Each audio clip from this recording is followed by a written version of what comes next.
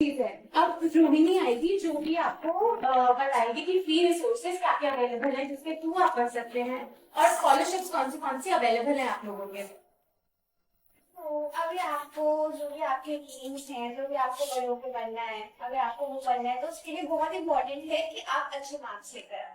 और अच्छे मार्क्स कैसे आएंगे? बहुत सारी पढ़ाई करके। और पढ़ाई के लिए रिसोर्सेज बहुत ज्यादा इंपॉर्टेंट है।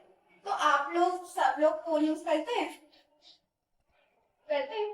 तो कौन कौन लोग फोन का यूज पढ़ाई के लिए करते हैं? और बाकी आप लोग नहीं यूज करते फोन पढ़ाई के लिए? दोनों? चलो, बाकी भी करो लेकिन पढ़ाई के लिए भी यूज करो। तो अभी मैं आपको कुछ ऑनलाइन रिसोर्सेज और वेबसाइट्स के बारे में बताऊंगी जो आपको आपकी स्टडीज में बहुत ज्यादा हेल्प कर सकते हैं। तो सबसे पहले खान अकेडमी। आप में से किसी ने यूज किया है खान अकेडमी? किया है? कैसा रहा आपके?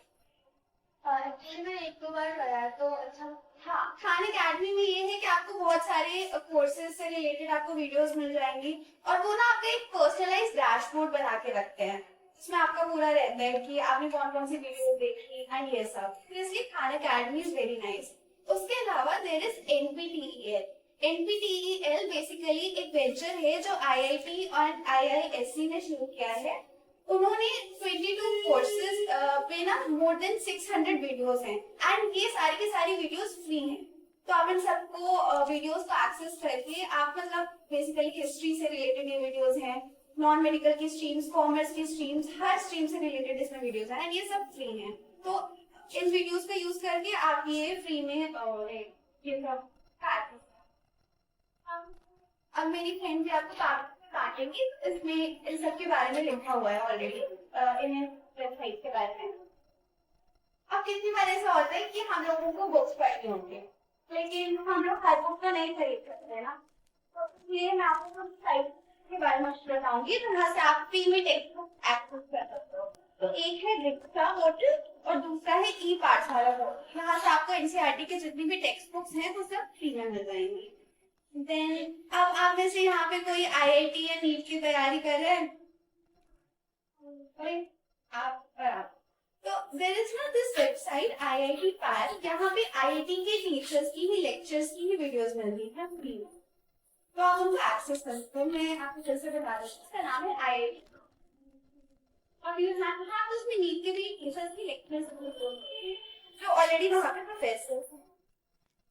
देन उसके अलावा बिकॉज आप सब लोग 11th-12th के भी काफी सारे बच्चे होंगे तो ऑफ कोर्स आप एनसीईआरटी की वेबसाइट है।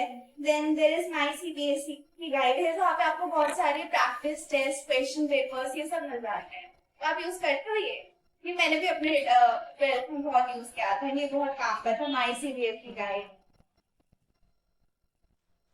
देन उसके बाद में स्टडी रिसोर्सेज के बारे में तो इतना ही था। अभी मैं आपको कॉलेज के बारे में सबसे पहले there is central sector scheme of scholarship for college and university students. ये इन बच्चों के लिए है जो 12th क्लास में 80% मार्क्स लेकर आएंगे। ये उनके लिए ये होगा क्योंकि फर्स्ट ईयर्स में गवर्नमेंट 12,000 पे करेगी एंड लास्ट 2 इयर्स में वो 20,000। Then there is also merit cum mean scholarship. ये उन बच्चों के लिए है जो मोर देन 50% मार्क्स स्कोर करेंगे एंड उनकी एनुअल इनकम जो है वो 2.50 लाख से कम। And there is also scholarship उन बच्चों के लिए जो जेएलके में से है। आप में से कोई है कि जेएलके में से? हाँ, आई गेस और आप सब दिल्ली से हो तो वो वाली नहीं, but I guess maybe कोई और। So there is Sahu Jain plus scholarship. ये उन बच्चों के लिए है जिनको इंजीनियरिंग में इंटरेस्ट है। आपको है ना इंजीनियरिंग में इंटरेस्ट? सो उनके लिए है there is Sahu Jain plus scholarship. जिनको इंजीनियरिंग में या इवन मेडिकल में जाना हो या एमबीए करना हो तो उनके लिए स्कॉलरशिप अमाउंट है 2500 से लेके 25,000। देन किसको टेक्नोलॉजी में इंटरेस्ट है? टेक्नोलॉजी, प्रोजेक्ट्स बनाना, मॉडल्स बनाना, किसी भी चीज से रिलेटेड। एक्चुअली अनफॉर्चुनेटली हमारे जो स्टार पीपल्स हैं उनको आज मिसिंग है बिकॉज थोड़ा मतलब टाइम हमें कम मिला उनको इकट्ठा करने के लिए। But we have a couple of boys जिन्होंने ना स्क्रैच से मतलब सामान दुकानों से लेकर के उन्होंने अपने आप से असेंबल किया है मेड अ ड्रोन जो कि खुद रिमोट कंट्रोल से। हाँ, we ordered some parts from from Amazon, लेकिन उन्होंने वो बनाया है, they made a robot also, जिसको उन्होंने खुद प्रोग्राम किया है। अनफॉर्चुनेटली वो रखा हुआ है, हम आपको दिखा नहीं पा रहे हैं because that boy is not present here. His latest venture और जो वो बना रहा है that is a 3D printer. वो भी हर एक चीज खुद से हैंड मेड असेंबली उसने की है कि मतलब एल्यूमिनियम के बार्स खरीद के लाया, फिर उसके ऊपर उसने फ्रेम बनाया वगैरह। तो आपको भी बहुत अच्छा लगता अगर आप पवन से मिल पाते। पवन क्लास 12 उसने पास किया है, उसने 1 साल ड्रॉप लिया है to prepare for CUET and JEE, but he is very good, he is very hands on. I'll definitely share his videos with you. Sure. I mean, it's on our Instagram page. But Yes, sir. I'm very glad कि ये सब record हो रहा है so that he can get access to all those resources. Yes, sir. And definitely आप जो scholarships के बारे में बता रहे हैं, बच्चों आप सबको ना लिख लेना चाहिए जो ये बता रहे हैं। मैं आपसे अनुरोध करूंगा कि जो भी आप ये अभी बता रहे हैं ना, वो मेरे साथ शेयर कर दीजिएगा WhatsApp पर। पैम्पलेट में भी है, फिर मैं आपसे शेयर कर देती बिल्कुल, हूँ। Yes. बिकॉज इंजीनियरिंग और मेडिकल वगैरह तो है ही, बट बहुत सारी ऐसी चीजें हैं जहाँ पर लेसर नोन एवेन्यूज, जैसे आप लोगों ने बताया, उन चीजों का ज्ञान अगर इनको मिलेगा और हमारी तरफ से गाइडेंस मिलेगी तो they can definitely do wonders. Yes, sir. And काफी सारी scholarships होती है पर बच्चों को पता ही नहीं होता। मिस हो जाता है। जैसे मेरिट द मीन्स की ये जो मैम है हमारी, उन्होंने एक्सेस किया, she completed her B.Ed with that, so she got, I think ma'am after 70% scholarship। Sir, even I am from JNK, तो मेरे फ्रेंड्स वो JNK की स्कॉलरशिप के थ्रू भी आ रखे हैं, मेरे स्कूल में वो भी दी। तो अगर जितना ज्यादा बच्चों को पता हो उतना बेटर है।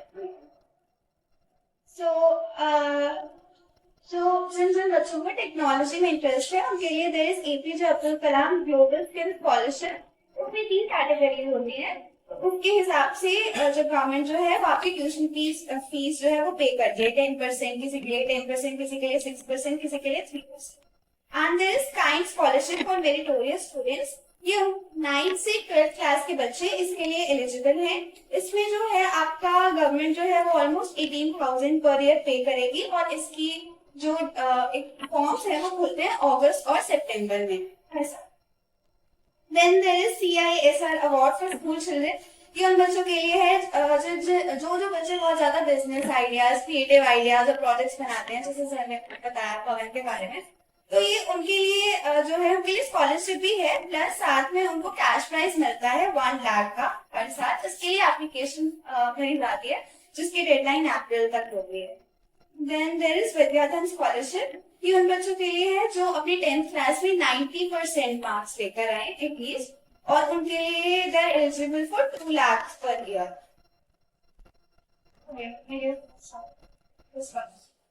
तो अच्छा, अभी आपको कुछ फ्यूचर जॉब प्रोफाइल्स के बारे में बताएं। अभी हमने करी है सारी पढ़ाई की बातें, आप करते हैं थोड़ी काम। टीचर, इंजीनियर, डॉक्टर, ये सारे प्रोफेशनल जॉब आपने सुने होंगे, लेकिन मैं आपसे पूछना चाहती हूँ कुछ डिफरेंट आपको यूनिक जॉब्स जो आपको लगता है थोड़ी फन है, थोड़ी इजी है, जिनमें थोड़ी अलग स्किल्स की जरूरत होती है पढ़ाई से हटके, आप कुछ जॉब सजेस्ट कर सकते हैं ऐसे?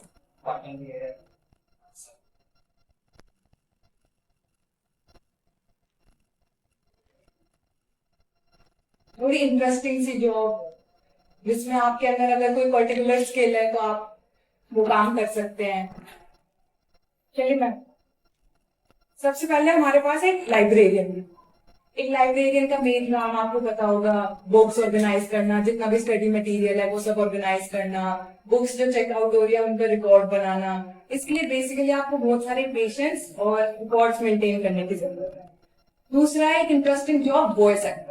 इसके लिए आपको कोई क्वालिफिकेशन की जरूरत नहीं है, आपके पास बस एक डिस्टिंक्ट वॉइस होनी चाहिए। इसमें कोई भी वीडियोस हैं, टेलीविजन मूवीज हैं, उनमें आप वॉइस ओवर कर सकते हैं अपनी आवाज। वॉइस ये होते हैं वॉइस एक्टर। उसके बाद एक एग्रीकल्चरल मैनेजर, जो एग्रीकल्चर को मैनेज करते हैं, जैसे कि वेदर के अकॉर्डिंग मार्केट में क्या प्राइस चल रहा है, क्या डिमांड चल रही है, नेक्स्ट क्या हम क्रॉप जो है अपने फार्म पे यूज कर सकते हैं, क्या क्या पेस्टिसाइड्स फर्टिलाइजर क्या यूज कर सकते हैं, जो भी सारी फार्म की जॉब्स होती है उनको मैनेज करना होता है एग्रीकल्चरल मैनेजर। उसके बाद होता है डेटा एंट्री का काम। नाम से ही पता चल रहा है, आपके पास आप किसी भी कंपनी में जॉब कर रहे हैं, आपके पास बहुत सारे डेटा होते हैं, आपको उन्हें क्या करना है, कंप्यूटर में एंटर करना है। इसके लिए आपको बेसिक कंप्यूटर की नॉलेज होनी जरूरी है और आपकी टाइपिंग स्किल्स। नेक्स्ट है रिटेल और कैशियर कॉलेज। आपको कोई भी छोटा मोटा सामान चाहिए और आप तुरंत अपने पास वाली दुकान पे चले जाते हो, उसमें कहीं आप किसी बड़ी दुकान पे जा रहे हो, किसी शॉप पे जा रहे हो, वहां पे कैशियर का काम होता है कैश का रिकॉर्ड मेंटेन करना। रिटेलर का काम होता है अपने कस्टमर्स के साथ अच्छे से डील करना। इसके लिए आपको बस अपने काम की अच्छे से नॉलेज होनी चाहिए और आपका कस्टमर्स के साथ रिलेशन बनाने आपको आना चाहिए। उसके बाद होती है फ्रीलांसर और कंटेंट क्रिएशन। जैसे कि इन्होंने बताया, आप किसी भी फील्ड में कंटेंट क्रिएट कर सकते हो, फूड, ट्रैवल, ब्लॉगिंग, जो भी आपका इंटरेस्ट हो। इसमें आपकी इनकम सोर्सेज मल्टीपल हो जाते हैं। आप जो कंटेंट क्रिएट कर रहे हो, आप जिस प्लेटफॉर्म के लिए क्रिएट कर रहे हो, और आप काफी एड जॉइंट्स के साथ भी एडवर्टीजमेंट भी कर सकते हो, उनके साथ कोलैबोरेट कर सकते हो। अगला है गिग इकोनॉमी जॉब्स। सबने जोमैटो, उबर, स्विगी, जेप्टो, ब्लैंकेट, ये सब, इन सब के नाम सुने होंगे। इनके जो उबर ड्राइवर्स होते हैं, ये सब एक गिग इकोनॉमी का, जिसमें आपको बेसिकली सिर्फ एक लाइसेंस की जरूरत है और अपने आप को उस प्लेटफॉर्म पे रजिस्टर करना। अगला एक रिसेप्शनिस्ट का। आप किसी कहीं स्कूल में जा रहे हो, किसी हॉस्पिटल में जा रहे हो, आप सबसे पहले जिस इंसान से डील करते हो वो होता है एक रिसेप्शनिस्ट। रिसेप्शनिस्ट क्या करता है, सारी जो भी कॉल्स, मैसेजेस, जो भी कस्टमर्स आ रहे हैं उनके साथ डील करता है और उन मैसेजेस को फॉरवर्ड करता है जिसके लिए भी वो है। नेक्स्ट है एक सेल्स रिप्रेजेंटेटिव। सेल्स रिप्रेजेंटेटिव क्या काम करता है, आप मुझे कोई बता सकते हैं?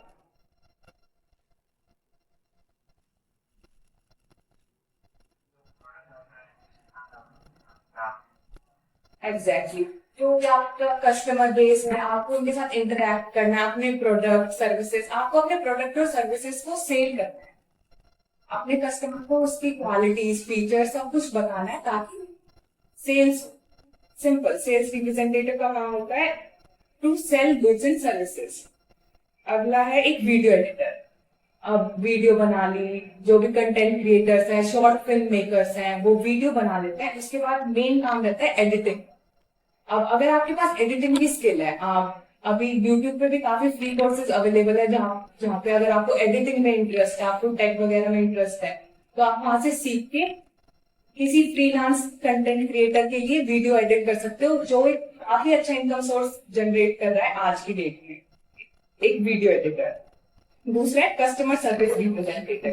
कस्टमर सर्विस, अगर आप Amazon से, फ्लिपकार्ट से या किसी भी और ऐप से कुछ भी ऑर्डर कर रहे हो, कहीं भी गए हो, तो एक कस्टमर सर्विस बहुत जरूरी है, जहाँ पे आपको क्या करना है, सिर्फ अपने कस्टमर्स के जो भी डाउट है, क्वेरीज है, उनको सुनना है, उनको आगे फॉरवर्ड करना है और सॉल्व करने की।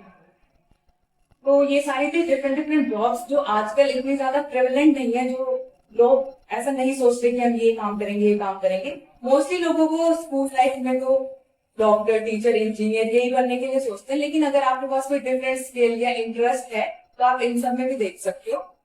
आप सबको पता ही चल गया क्या क्या आपके पास स्ट्रीम के ऑप्शंस हैं, अपने इंटरेस्ट के अकॉर्डिंग क्या क्या आप रिसोर्सेज अवेल कर सकते हो, क्या क्या स्कॉलरशिप अवेल कर सकते हो, और डिफरेंट डिफरेंट जॉब से।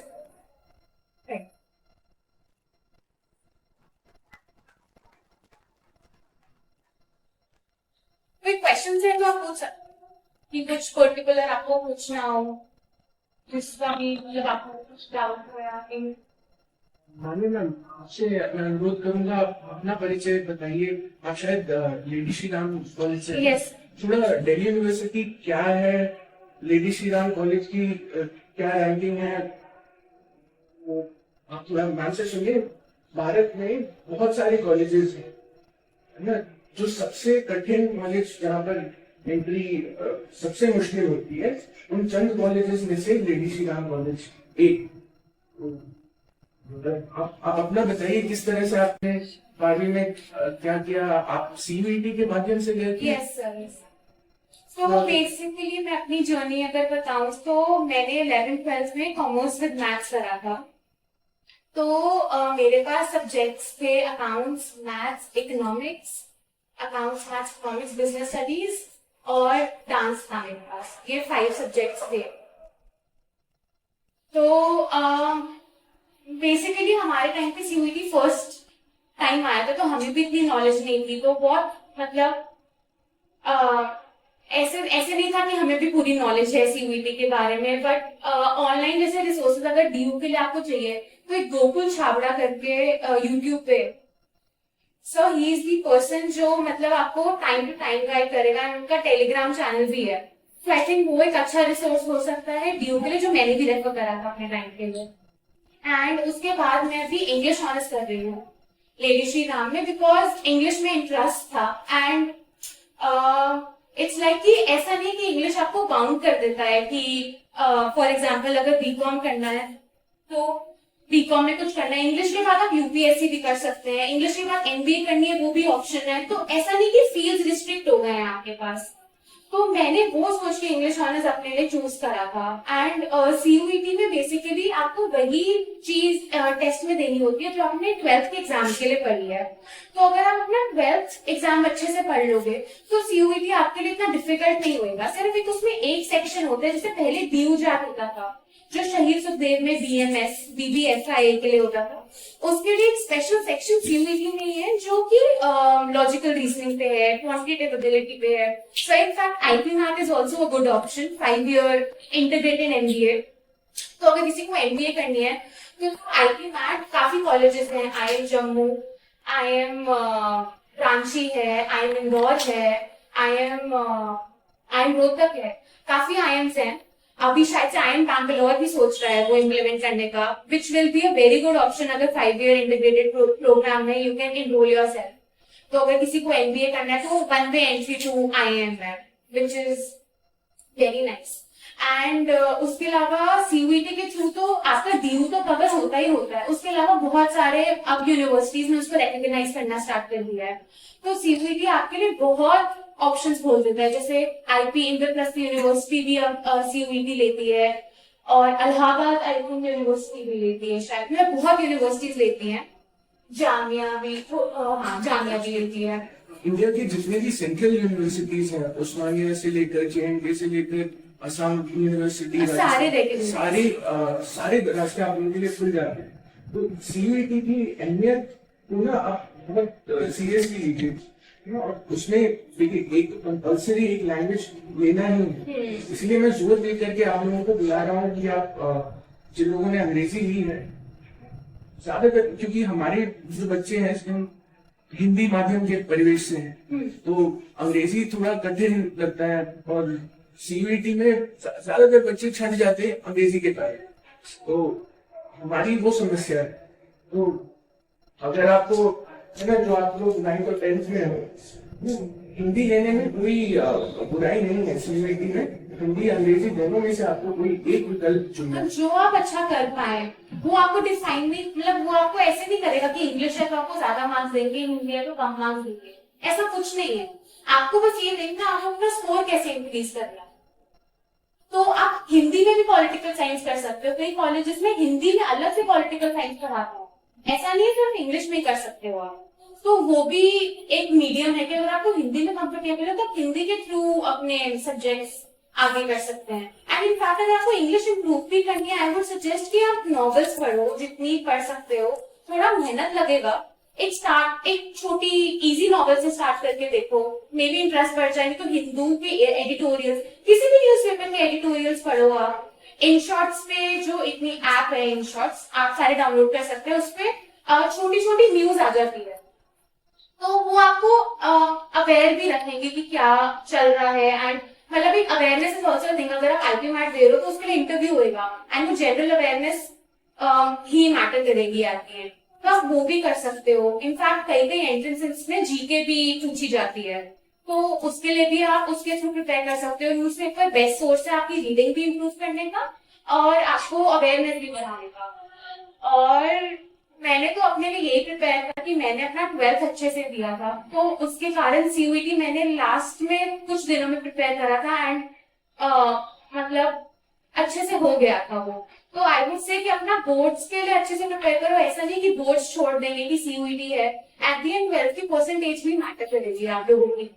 अगर आप बाद में कॉर्पोरेट में जाएंगे, सीवी में लिखेंगे कि 12th में कितने मार्क्स है, तो वो मैटर कहीं ना कहीं कर सकता है मेरे हिसाब से। तो कुछ भी निकलेक्ट मत करिए, कुछ भी मत छोड़िए अपने एंड से। अच्छा, सीयूईटी का पैटर्न के बारे में आप बताएंगे, क्या क्या सिलेबस होता है और प्रश्न किस तरह के, क्या उनमें ऑब्जेक्टिव क्वेश्चन होते हैं या सब्जेक्टिव लिखना पड़ता है? सर सीयूईटी में मतलब बेसिकली आपने जो पढ़ा है, फॉर एग्जाम्पल आपको ना वो फॉर्म भरवाते हैं कि जो आपने 12th में पढ़ा है उसके मैचिंग सब्जेक्ट्स का ही आप सीयूईटी दे सकते हैं। अगर आपने हिस्ट्री पढ़ा है, पॉलिटिकल साइंस नहीं पढ़ा, जैसा नहीं होगा, बट अगर आपने फॉर इंस्टेंस हम देख लेते हैं, अगर आपने पॉलिटिकल साइंस नहीं पढ़ा तो आप पॉलिटिकल साइंस अलग से पढ़ के उसका सीयूईटी नहीं दे सकते, तो आपको फॉर्म ही रिजेक्ट करता है। मतलब अगर आपने हिस्ट्री पढ़ा है अपने 11th-12th में, तो आप हिस्ट्री का ही सीयूईटी लिख सकते हैं। तो मतलब ऐसा नहीं है कि मेरा हिस्ट्री अच्छा नहीं जा रहा तो मैं अलग सब्जेक्ट पढ़ के सीयूईटी में उस सब्जेक्ट में कर लेता हूँ, ऐसा नहीं कर सकता। जो 12th में पढ़ा है पहले तो आप उसी में सीयूईटी दे सकते हैं। और सीयूईटी का पैटर्न है ऑब्जेक्ट, आपको वन एमसीक्यू देंगे। जैसे अकाउंट्स में लोग सोचते होंगे कि कैसे एमसीक्यू आ जाएंगे, हम तो बैलेंस शीट बनाते हैं, जर्नल एंट्रीज करते हैं, या बाद में आपका डेप्रिसिएशन अकाउंट, ये सब कुछ आ जाएगा। तो उसके लिए मैं सजेस्ट करूंगी कि उसमें ना एमसीक्यू की अलग से बुक्स आती हैं जो सीयूईटी में आपको बताती है कि एक बड़े क्वेश्चन में से छोटे छोटे कैसे निकल जाएंगे अकाउंट्स के क्वेश्चन। क्योंकि थ्योरी में तो इजी होगा, इकोनॉमिक्स में थ्योरी आप मार्क कर दोगे, बिजनेस में थ्योरी मार्क कर दोगे। मोस्टली बच्चों को अकाउंट्स में लगता है कि इतने बड़े बड़े हम कैश अकाउंट्स बना रहे हैं, वो छोटे छोटे 1 मार्कर में कैसे हो जाएंगे। तो उसके लिए आप मॉक्स भी दे सकते हो, ऑनलाइन बहुत फ्री मॉक्स अवेलेबल है, 40 मिनट्स के, आई थिंक 40 मिनट्स का ही होगा एक सीयूईटी का। तो पर सब्जेक्ट का मॉक देके ट्राई कर सकते हो कि क्या क्वेश्चन, जैसे एक बहुत बड़ा अकाउंट का क्वेश्चन है तो छोटा पूछ लेंगे कि ये कैलकुलेट करके बताओ, क्या वो वैल्यू क्या लिखोगे उस बैलेंस शीट। तो उतना छोटी छोटी, अब बोर्ड्स में ऐसा नहीं है, बोर्ड्स के लिए पूरा पढ़ना पड़ेगा, बट सीयूईटी के लिए छोटी छोटी चीजें भी देखनी पड़ जाएंगी। तो वो सारी चीजें हैं। एंड मैथ्स तो कई कैलकुलेटिव क्वेश्चंस आएंगे आपके जो पढ़ा है आपने। एंड मोस्टली सर सीयूईटी का 12th का सिलेबस होता है, बट फॉर मी, मेरे लिए इकोनॉमिक्स में 11th का भी थोड़ा सिलेबस था, माइक्रो। तो वो सिलेबस वेबसाइट पे आपको मिल जाएगा, मे बी वो थोड़ा रिवाइज हो गया होगा, तो वो देखना पड़ेगा। यूट्यूब पे बहुत सारा फ्री कंटेंट अवेलेबल है, बहुत ज्यादा। मैंने खुद कोई कोचिंग, कोई बुक्स सीयूटी का कुछ नहीं लिया था, सारा मैंने यूट्यूब से प्रिपेयर किया था। बहुत सारे चैनल्स है जो आपको कंप्लीट सिलेबस पहले रिवाइज कराएंगे, 1 शॉट में, 1 आवर की वीडियो में पूरा आपको एक एक चैप्टर रिवाइज कराएंगे, फिर आपकी प्रैक्टिस। क्योंकि सीयूटी में मेन डिफरेंस ये है कि आपने पूरी 12th थ्योरी में पढ़ी है, रिटन एग्जाम्स दिए हैं, लेंदी आंसर्स लिखे, अकाउंट्स बनाए, कुछ भी किया है, लेकिन सीयूटी में आपको ऑब्जेक्टिव एमसीक्यूज मार्क करने पड़ेंगे। तो उसके लिए प्रैक्टिस की बहुत जरूरत है कि किस टाइप के क्वेश्चंस आए, तो उनसे आपको फेमिलियर कराने के लिए आपको जो सीयूटी के मॉक टेस्ट जो एनटीवी रिलीज करता है, या फिर जो यूट्यूब पे वीडियोस है बहुत सारी, सीयूटी अड्डा 24/7, बहुत सारे चैनल है। हमारे टाइम पे कम थे, अब फिर भी ज्यादा है, अब तो बहुत कंटेंट आ गया है। गोकुल छाबड़ा में आपको बताऊंगी, आपको एक एक वो डेडलाइन बताएगा कि ये इसकी डेडलाइन है, जो इससे पहले आप भर दो। आप उसका टेलीग्राम चैनल ज्वाइन करोगे तो आई गेस आपका सीयूईटी तो उससे ही हो जाएगा कि इंफॉर्मेशन के लिए। बाकी पढ़ाई के लिए अलग अलग चैनल आपको देंगे, इंफॉर्मेशन के लिए आई गेस वो ठीक रहेगा कि कब फॉर्म्स आ रहे हैं, कब डेडलाइन है फॉर्म्स की, कैसे भरना है, वो भी हेल्प हो जाएगी वैसे। फॉर्म फिलिंग में बहुत बच्चे मिस्टेक करते हैं, उसकी वजह से काफी बच्चों ने सब्जेक्ट विड्रॉ लिया है कि उन्होंने सब्जेक्ट सही से चूज नहीं करे, मीडियम सही से चूज नहीं करा, सेंटर गलत चूज कर लिया, उनके पास लोकेशन नहीं है। तो सबसे पहले मेन स्टेप है कि आप फॉर्म्स करेक्टली फिल करें। बहुत ज्यादा डेडलाइन एक्सटेंड होती है, करेक्शन के बहुत टाइम होता है आपके पास, लेकिन फिर भी कुछ बच्चे मिस्टेक कर देते हैं, इतना ध्यान नहीं देते, प्रिपरेशन पे ज्यादा ध्यान देते हैं, लेकिन फॉर्म ही रिजेक्ट हो जाएगा, फिर एग्जाम ही नहीं दे पाओगे। फॉर्म अच्छे से फिल करो, अकॉर्डिंगली अपने सारे सब्जेक्ट इंडिविजुअली प्रिपेयर करो। कोई डाउट है और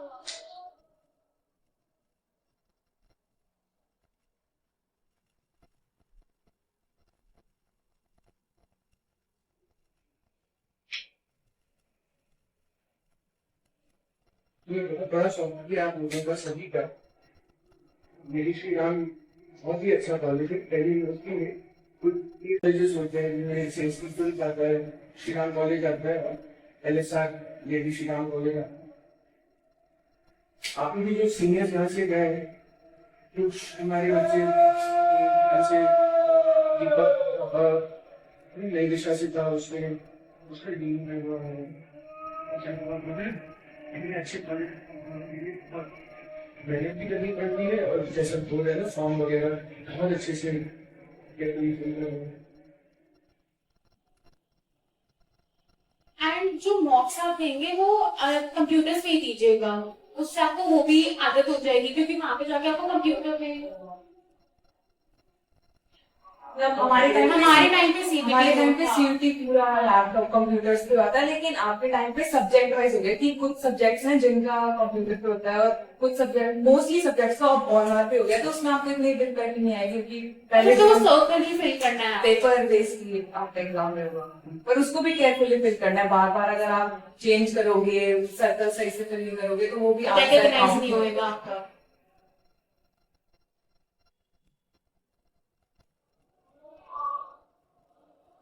कुछ भी पूछ सकते हैं आप लोग, अगर कोई भी डाउट है, अगर हमें उसका पता होगा हम जवाब दे देंगे। शर्माइए मत, मतलब फ्यूचर का है। अच्छा, आप सभी मेरे ख्याल से सभी शायद कॉलेज जाना पसंद करेंगे, है ना? तो कॉलेज की पढ़ाई के साथ साथ क्या करना चाहिए, या फिर कॉलेज में किस तरह से पढ़ना चाहिए, पूरा फिर अगर आप कॉलेज का तो बेसिकली होता है कि एक्स्ट्रा करिकुलर काफी हो जाता है, तो जैसे सोसाइटीज ज्वाइन कर रहे हो आप, एक सोसाइटी का कल्चर काफी है IPT में, तो सोसाइटीज में आप काम करो तो एट द एंड आपको CV बनानी होती है आपकी, वो भी बहुत मैटर करता है। तो उसके लिए आपको पोजिशन ऑफ रिस्पॉन्सिबिलिटी नहीं होता है कि जैसे किसी सोसाइटी में आप हेड बन रहे हो, वॉलंटियर कर रहे हो।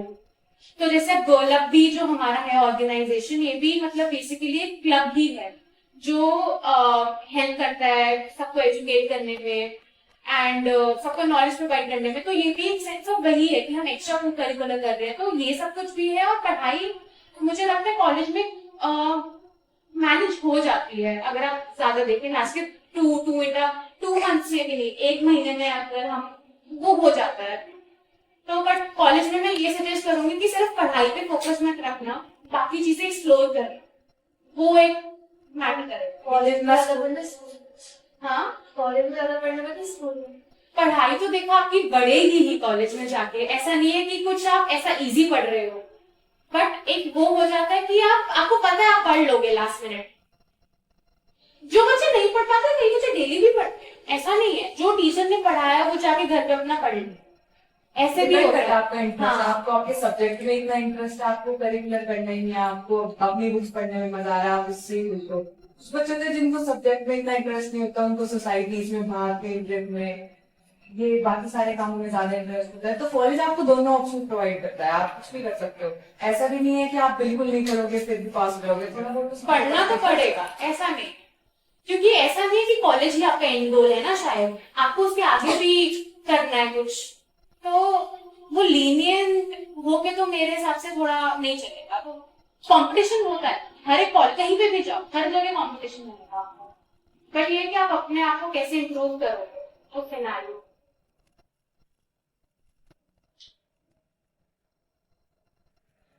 जैसा मैम ने बोला कि कॉलेज है ना, अगर आप रेगुलर कॉलेज में हैं, दिल्ली यूनिवर्सिटी जा रहे हैं, डेफिनेटली ये इन सब चीजों का आपको लाभ उठाना चाहिए। जो सोसाइटी होती है ना, डिबेट क्लब होते हैं, है ना, एक्सटेम्पोर है ना, बोलना सिखाते हैं।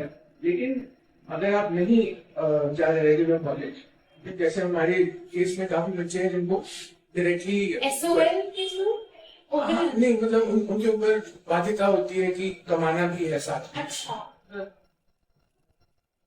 कई बार SOL या फिर तो SOL उसके लिए अच्छे ऑप्शन वो अच्छा ऑप्शन है, लेकिन उससे भी बेहतर इग्नो। लेकिन इन सब चीजों के साथ साथ ना आपका जो व्यक्तित्व विकास है, उसके लिए आपको जो है क्लब्स एक्सेट्रा ज्वाइन करने चाहिए। और अगर नहीं है तो खुद आप शुरू कर सकते हैं। जैसे हम जो ये मॉर्निंग में ये जो डिबेट क्लब कर रहे हैं, उसका मकसद यही है कि आप ना 10 लोगों के बीच में खड़े होकर के कॉन्फिडेंटली अपना परिचय दे सके, बोल सके।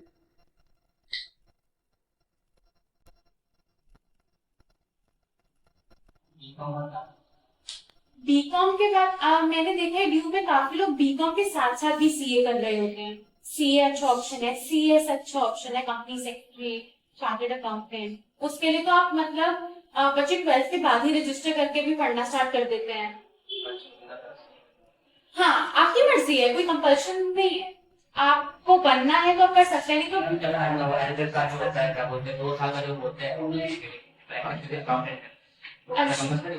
वो हाँ कंपल्सरी आर्टिकलशिप की बात कर रहे हो आप, आर्टिकलशिप कंपल्सरी होएगा, पर वो आपके इंटरमीडिएट क्लियर करने के बाद आपको करना पड़ता है। सॉरी मैं रिजेक्ट कर रहा हूँ, उनमें से कुछ बच्चों का स्कूल जिनका नाइन्थ टेंथ आप बोलिए तेरी रिसर्च नहीं है वो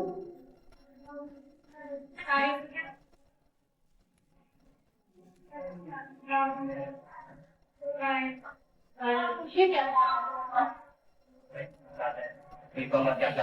हाँ, बीकॉम के बाद सीए सीएस कर सकते हो, बाकी आप एमबीए का भी ऑप्शन है अगर आपको और पढ़ना है तो। अगर आप डीयू के किसी अच्छे कॉलेज से बीकॉम भी कंप्लीट करें तो आपकी डायरेक्ट प्लेसमेंट भी हो सकती है मार्केटिंग में, कंसल्टेंट में, बिजनेस डेवलपमेंट, फाइनेंस में भी बहुत ऑप्शन फाइनेंस है, में। तो आप सीधा जॉब भी ले सकते हैं। और वो कैंपस में प्लेसमेंट के लिए आते हैं लोग, जो आपको जॉब, हाँ तो आपको प्रोसेस में बैठना पड़ता है। आपको एक डिसेंट सी आपकी सीजीपीए मेंटेन होनी चाहिए और आपको अपनी फील्ड की थोड़ी नॉलेज होनी चाहिए। आपने कुछ पेड अनपेड इंटर्नशिप्स कर रखी हो, कुछ प्रोजेक्ट्स कर रखे हो, रिसर्च कर रखी हो, थोड़ा ज्यादा नहीं, थोड़ा बहुत बेसिक, क्योंकि कॉलेज इंटर्न से उतना नहीं एक्सपेक्ट करते कि ज्यादा कुछ नॉलेज हो, बट आपको अपने फील्ड में थोड़ा एक्सपीरियंस। और इंटर्नशिप के लिए भी जो समर में आप इंटर्नशिप कर सकते हो, उसके लिए लिंक्डइन के थ्रू आप अपॉर्चुनिटीज देख सकते हो। लिंक्डइन डाउनलोड करके अपनी प्रोफाइल बनाना स्टार्ट कर दो, वहां पे आपको इतने सारे लोग मिलेंगे कि आप उनको वहां पे रीच आउट करके पूछ सकते हो कि good afternoon sir, good evening sir, कि आपने कैसे करा, can you please explain me. मतलब अगर आप 10 लोगों को टेक्स्ट करोगे उसमें से 2-3 तो रिप्लाई करेंगे आप। तो आप लिंक्डइन के थ्रू की प्रोफाइल बना के उनसे पूछो, आप टाइप कर सकते हो बीकॉम डीयू, तो वहां पे बहुत सारे लोग आ जाएंगे जो बीकॉम डीयू से। तो आप उनसे कोई पर्टिकुलर उन्होंने किसी फील्ड में करा हुआ है, उनको टेक्स्ट करके पूछिए कि आपने कैसे करा, आपको क्या लग रहा है कि आगे कैसे इसके मतलब क्या गेम्स है, क्या अपॉर्चुनिटीज हैं, और तो वो भी है। और बाकी प्लेसमेंट ले सकते हैं। और इंटर्नशिप तो अनस्टॉक भी एक अच्छा ऑप्शन है, अनस्टॉक पे भी मिलती है इंटर्नशिप वाला भी है। बहुत सारे टेस्ट कॉम्पिटिशन होते हैं, बाकी बहुत सारे हाँ। competitions हैं जिसमें आप रजिस्टर कर सकते हो, मेरी टीम को कैश प्राइजेस वगैरह बहुत एक्सपीरियंस मिलेगा अनस्टॉक से। लिंक्डइन ये ऐप है जैसे इंस्टाग्राम पे कह रहा है, वैसे लिंक्डइन है, बट ये रिक्रूटमेंट के लिए है, पर्पस के लिए, कि जिसको जॉब चाहिए और जो जॉब दे रहा है वो दोनों लोग इधर है। ये प्रोफेशनल है।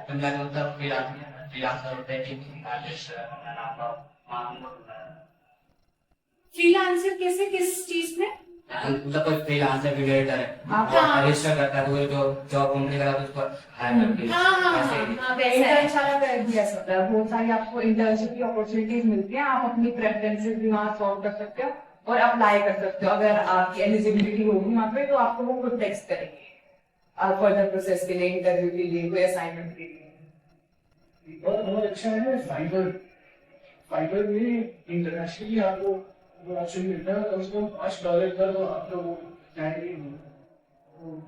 सब फाइबर FIBER। जैसे दो तीन आ रहे हैं, वो मैंने खुद भी यूज किया। अगर आप PDF एडिट करना है, वीडियो एडिट करना है, या फिर वॉइस है,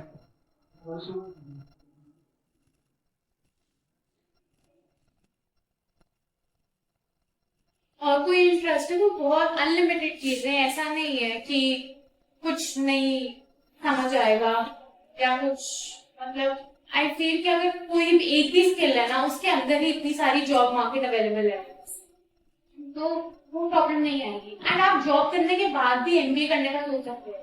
ऐसा नहीं है कि एक बार जॉब कर ली तो जॉब ही करनी। अगर ग्रोथ दिख रहा है, पोटेंशियल दिख रहा है, तो आप उसके बाद भी MBA कर सकते हैं। हाँ नहीं, जॉब छोड़ के भी MBA लोग करते हैं कॉलेज में, ऐसा जरूरी नहीं। ये ओपन नहीं है। मैंने सुना IIM इंस्टीट्यूट ऑफ मैनेजमेंट ये सबसे बेहतरीन कॉलेज है MBA करने के लिए। ISB Indian school of business जो है वो लेता ही नहीं है किसी फ्रेशर को। वो कहते हैं कि आप पहले नौकरी करके आएंगे, कुछ सीख के आएंगे, फिर उसके बाद में आपको एडमिशन ले लेंगे। वर्क एक्सपीरियंस बहुत मैटर करता है। MBA।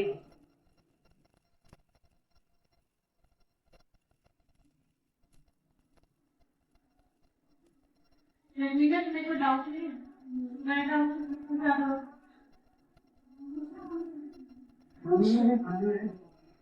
क्यों?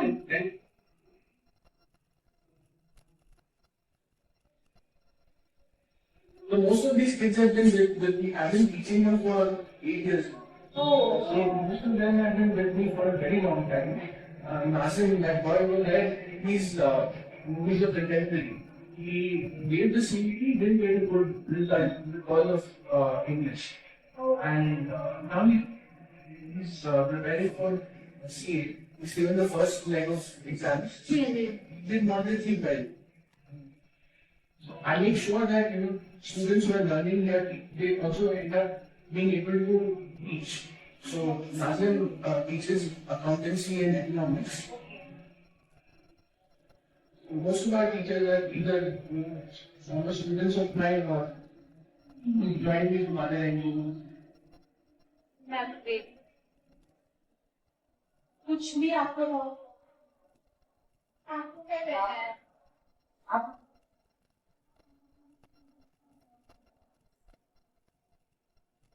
क्या मेरी बहन ने भी 10th के बोर्ड के एग्जाम दिए है।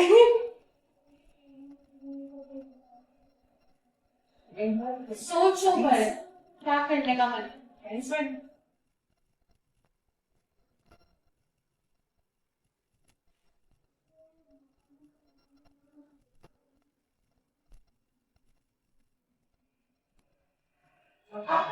चार हो या पाँच? चार। इसका कॉलेज है। कॉलेज वो भी में हमें पढ़ा था। कॉलेज में कौन से कॉलेज में? DU में? इग्नू कौन सा कोर्स में? Wow, very. So, मेरे पर्सनल एक्सपीरियंस से मैं कह सकता हूँ कि DU का SOL जो है थोड़ा सा ना वहाँ पर चीजें फैसिलिटी होती है, जबकि इग्नू बहुत पुराना है, तो वहाँ पर सारी चीजें स्ट्रीमलाइन है।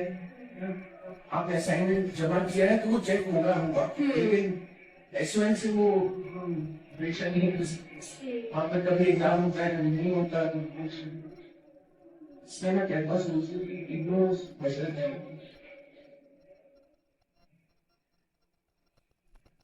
मगर बच्चों में ये होता है कि नहीं, हम नहीं कह सकेंगे कि हम इंग्लिश पढ़ रहे हैं। वो ईगो के चक्कर में कुछ बच्चे ऐसे मिसगाइड होते हैं। टीमों को सिर्फ रेगुलर ये ही अच्छा है, सिर्फ रेगुलर, अदरवाइज ओपन किए तो वो करेंगे।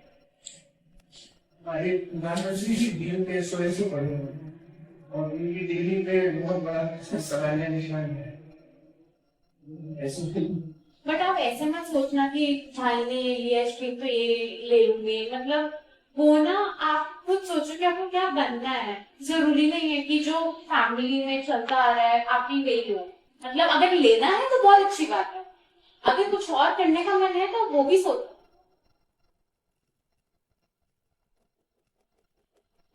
YouTube पे बहुत सारी वीडियो